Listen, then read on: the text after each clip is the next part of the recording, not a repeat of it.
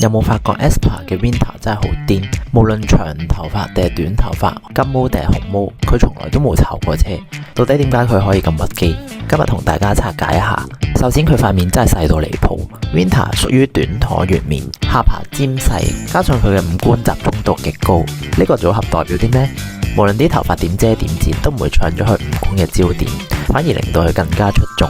二點亦都係最令人羨慕嘅高顱頂，佢個頭骨本身就好圓潤飽滿，頭頂夠高，所以你會見到佢個頭頂永遠都係蓬鬆嘅，唔會扁塌貼住頭皮，個人望落特別精神，有氣質。唔知呢啲係咪就係天生麗質？仲有一點就係佢嘅膚色，佢皮膚白淨得嚟好通透，所以無論係黑頭髮定係淺金、粉紅呢啲極難搞嘅髮色，佢都可以完全冇違和感。所以 Winter 嘅百變係建立喺佢極好嘅先天條件上面，消髮能力極高。當然我哋普通人冇佢咁完美唔緊要，只要揾到一個啱你嘅髮型，就可以幫你揚長避短，一樣可以好靚。留言話我知你想聽我講邊個韓星髮型。